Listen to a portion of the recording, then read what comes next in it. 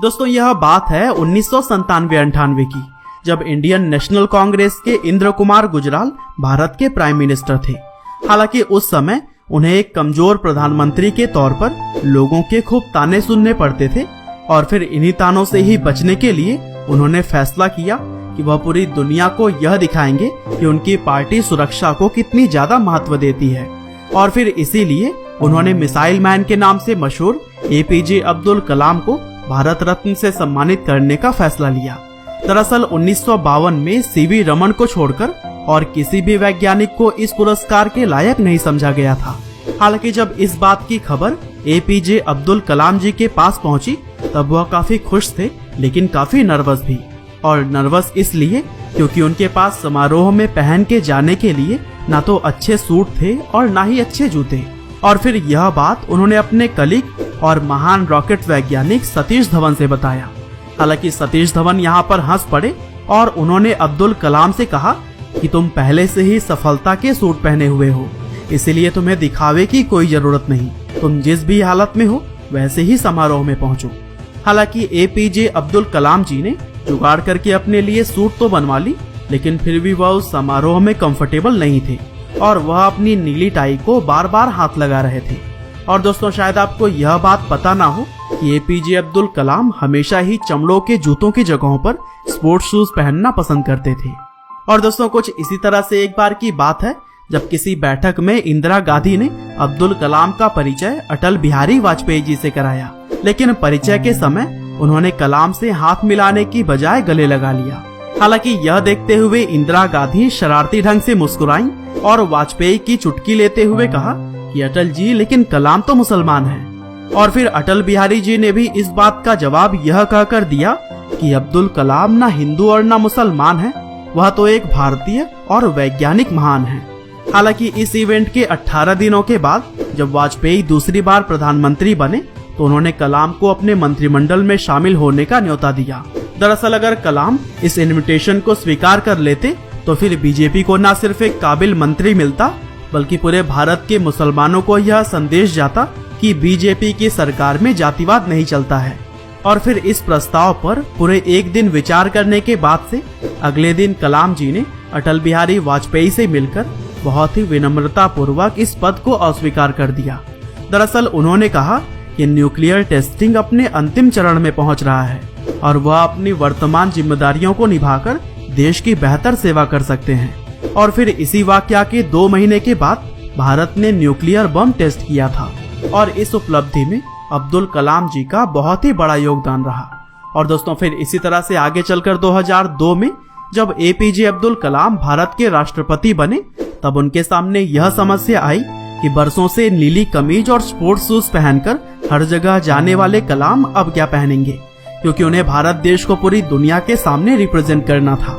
और ऐसे में पोशाक का भी अच्छा होना कहीं न कहीं मायने जरूर रखता है। और इसीलिए उन्होंने उस दर्जी को बुलवाया जिसने पिछले कई राष्ट्रपतियों के सूट सिले थे। और फिर दर्जी ने आकर एपीजे अब्दुल कलाम की नाप ले ली और उनके लिए 4 नए सूट सिलकर लाया जिसके गले बंद हुआ करते थे।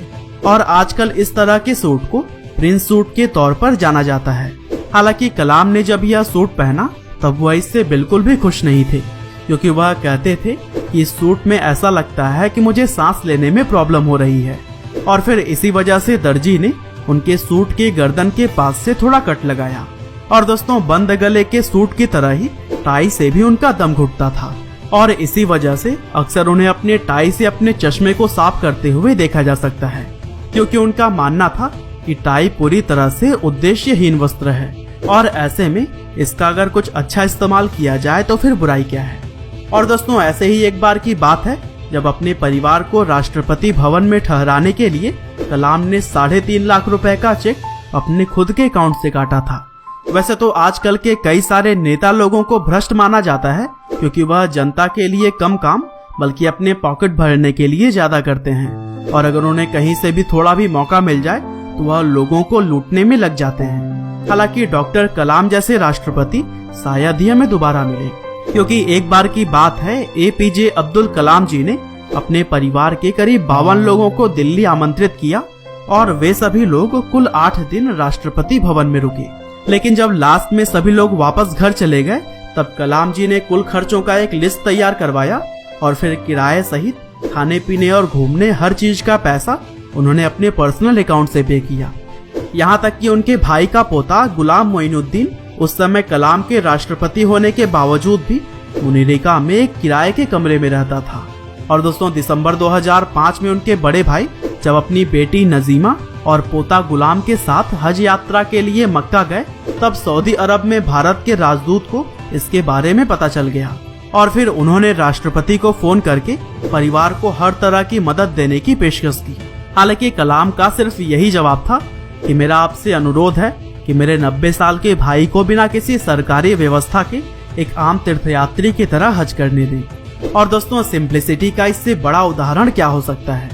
इसके अलावा देश प्रेम के साथ साथ डॉक्टर कलाम को पशु और पंछियों से भी बहुत प्यार था और इसी से ही जुड़ी हुई एक समय की बात है कि ठंडक के दौरान अब्दुल कलाम जी राष्ट्रपति भवन के मुगल गार्डन में टहल रहे थे और तभी उन्होंने देखा कि एक सुंदर मोर को अपना मुंह खोलने में दिक्कत हो रही है। और फिर यह देखकर कलाम जी ने तुरंत ही पशुओं के डॉक्टर सुधीर कुमार को बुलाया और फिर मोर की जांच करने की कहा। और फिर जांच करने पर पता चला कि मोर के मुंह में ट्यूमर है, जिसकी वजह से वह ना तो अपना मुंह खोल पा रहा है और ना ही बंद कर पा रहा है। हालांकि तुरंत ही आदेश के बाद से उस मोर की सर्जरी की गई और फिर उसका ट्यूमर निकालने के बाद जब वह पूरी तरह से ठीक हो गया तब दोबारा उसे मुगल गार्डन में ही लाकर छोड़ दिया गया। इसके अलावा टहलते समय ही कलाम जी ने यह देखा कि सुरक्षा गार्ड के कैबिन में हीटिंग की कोई भी व्यवस्था नहीं थी और कड़ाके की ठंड में वहां पर मौजूद गार्ड्स कांप रहे थे। और फिर उन्होंने तुरंत ही संबंधित अधिकारियों को बुलाया और उनसे गार्ड के कैबिन में जाड़े के दौरान हीटर और गर्मी के दौरान पंखा लगवाने की व्यवस्था करवाई। और दोस्तों, एक बिजी प्रेसिडेंट होने के बावजूद भी अब्दुल कलाम अपने लिए भी कुछ समय जरूर निकालते थे और अपने निकाले हुए समय में उन्हें रुद्रवीणा बजाते हुए भी देखा जा सकता है। इसके अलावा डॉक्टर कलाम एक धार्मिक मुसलमान भी थे जो कि हर दिन सुबह की नमाज जरूर ही पढ़ा करते थे। साथ ही उन्हें कुरान और गीता पढ़ते हुए भी अक्सर देखा जा सकता था। और दोस्तों, कलाम साहब पूरी तरह से ही शाकाहारी थे और इन सभी बातों से आपको यह अंदाजा तो लग ही गया होगा कि हमारे missile man doctor APJ Abdul Kalam ji किस तरह के इंसान थे। बाकी अगर आपको यह वीडियो पसंद आई हो तो इसे शेयर करना बिल्कुल भी ना भूलिएगा।